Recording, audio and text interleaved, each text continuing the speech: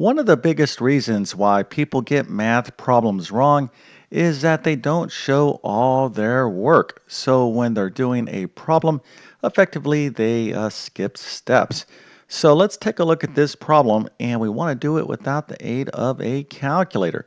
So the question is brackets, parentheses 5 minus 1 minus 2 minus 3, and parentheses minus 5 times 2 in parentheses brackets divided by parentheses 1 minus 4.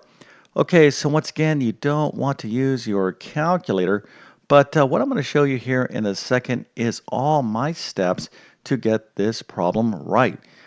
Now, before I show you my steps to solve this problem, let's quickly review some big picture math concepts that you need to understand in order to do this problem right. So the first thing that you need to understand is the proper order of operations, and you can follow the proper order of operations if you understand this acronym right here called PEMDAS. So we have PEMDAS. I'll talk about PEMDAS more in just one second. But the other things that you need to understand in order to solve this problem, you certainly need to know how to add, subtract, multiply, and divide numbers, right? So got to understand basic numeric operations, and then you need to know a thing or two about positive and negative numbers and how to add, subtract, multiply, and divide positive and negative numbers. Okay, so let's talk about PEMDAS here real quick. So this tells us the proper order of operations to do a math problem. In other words, when we have a math problem with addition, subtraction, multiplication, division, or other operations, we have to do the problem in the correct order or we will get it wrong.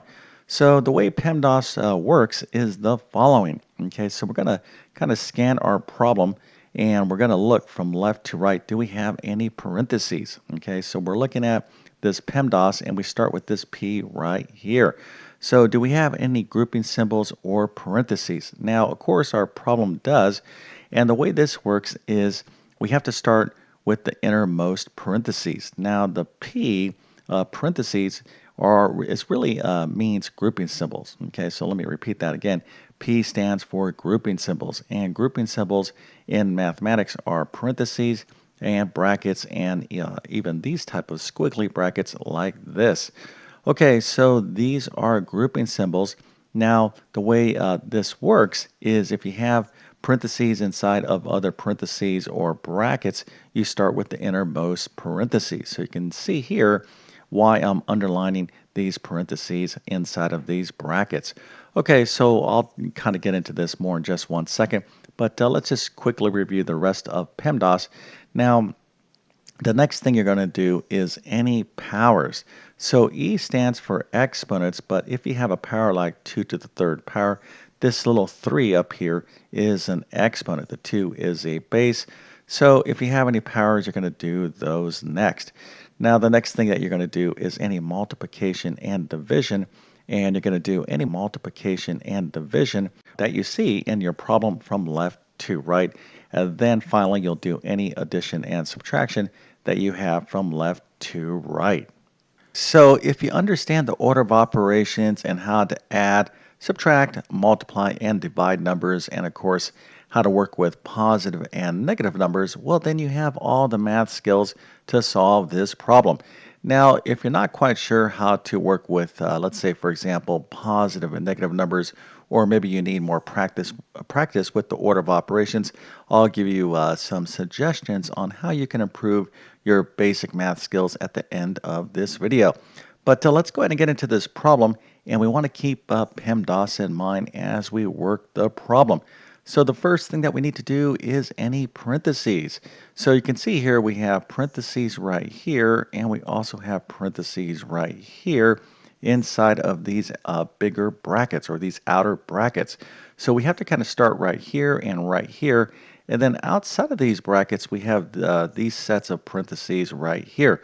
So I could do this as well in terms of taking one step in this problem. All right, so let's go ahead and go right here. We have 5 minus 1 minus 2 minus 3. So that's going to be equal to 5 minus 6. Now, if you don't see how I got 5 minus 6, a good way to deal with subtraction problems is to turn them into plus negative situations. So in other words, I can think of this problem as 5 plus a negative 1 plus a negative 2 plus a negative 3. And a negative 1 plus a negative 2 plus a negative 3 is a negative 6. So we can have this written as 5 minus 6 or 5 plus a negative 6. Okay, so we'll get back to this in just one second, but let's go ahead and continue to clean up these parentheses. So over here, I have 5 times 2, which of course is 10. And then over here, I have 1 minus 4, which is negative 3. Again, you can think of these subtraction problems as plus negative. So this is the same thing as 1 plus a negative 4, which is negative 3. Okay, so here is our problem. And again, I'm not taking too many steps at once, right? Everything is nice and controlled, and I can easily see my work. And one thing that you want to keep in mind, especially for those of you that are math students, is remember your math teacher is going to be reading your work. So you want to tell a clear story. Okay, so let's go ahead and continue on. And again, if you don't understand any of these things with positive and negative numbers, this stuff is not that difficult, and I'll give you some tips on how to learn this at the end of this video. All right, so continuing on, we're not really quite done with the parentheses part of this problem. Okay, so we're still thinking about PEMDAS, so we have to clean up this right here. Okay, so we have 5 plus negative 6, so this is going to be equal to negative 1. Okay, so I have negative 1 minus 10 in parentheses. Now, when you just have a number inside of parentheses, there's nothing more to do, right? So in other words, we're not adding, subtracting, multiplying, or dividing. So you can technically drop those parentheses. So now we have negative 1 minus 10 inside of these brackets, which are, of course, is part of the P in PEMDAS. So we'll get back to this in just one second. All right, so over here I have negative 3 in parentheses. Well, there's really nothing more to do, so I can just leave this like so, or just write a negative 3 without parentheses. Okay, so we're not done with the parentheses part because now we have to go over here. All right, so negative 1 minus 10 is what? Well, that's negative 11. So this is the same thing as negative 1 plus a negative 10. And of course, a negative plus a negative is another negative, right? So negative 1 plus negative 10 is negative 11. All right, so now we're down to this. We have negative 11 in brackets divided by negative 3 in parentheses. But don't let these brackets and parentheses bother you because there's no more operations to do inside of these grouping symbols. So really what we have here is negative 11 divided by negative 3. So our final operation here is division. So let's divide negative 11 by negative 3. Okay, so you can think of this as a fraction. So negative 11 divided by negative 3, we can write it this way. All right, so we have negative 11 divided by negative 3. Okay, so you want to kind of go from here to here. And a negative divided by a negative is a positive. So our final answer is a positive 11 over 3. Okay, now if you got this right, that is fantastic. I definitely have to give you a nice little happy face and an A+. So that is great. But what's even better is if you wrote all your steps in a nice, clear, controlled manner. Right now, you don't have to show the steps that I took, not exactly. Okay, so if your steps are a little bit different, that is perfectly fine. But generally speaking, you should have these main steps in your problem. Now, another thing about solving math problems is the ice cream cone effect. So what am I talking about? Well, typically, if you have a big math problem, you want to take one step at a time and kind of whittle it down like so. So this includes problems like the one we just did, like big numeric problems, and also like algebraic equations. All right, so when you stand back and look at your work, you kind of get this kind of ice cream cone shape, right? And you're telling a story until you get to your solution, right? So here is the problem. And then, of course, right here is the solution, okay? And somebody who's reading your work wants to understand the story of how you got to your conclusion. So make sure you tell that math story. All right, now if you want to improve in basic mathematics or algebra or geometry, first of all, let me go ahead and give you some suggestions on how you can improve in basic mathematics. So the first thing is I have a ton of videos on my YouTube channel that cover all things basic math. But probably the best way to relearn basic mathematics is to kind of do it in a formal, structured way. So you want to check out these courses right here.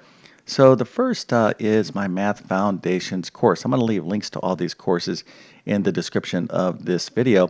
But my Math Foundations course is kind of a quick little mini boot camp to review all things basic mathematics. So we're talking about fractions, decimals, how to add, subtract, multiply numbers, etc., percent, uh, and a few other things as well. But this course is not that long, and it's a great kind of refresher of basic mathematics. Now, if you want to learn basic math plus algebra and geometry, well, then you got to check out my Math Skills Rebuilder course, right? So this is a great course. Now, if you happen to be in like pre-algebra, algebra 1, algebra 2, geometry, or maybe you are homeschooling or preparing to take some sort of certification exam, I have like 150 plus math courses on my main math website. All right, so I have a huge catalog. So I cover all things mathematics. So whatever your needs are in terms of learning and studying mathematics, I'm pretty sure I can help you out. Okay, so with all that being said, I definitely wish you all the best in your math adventures. Thank you for your time and have a great day.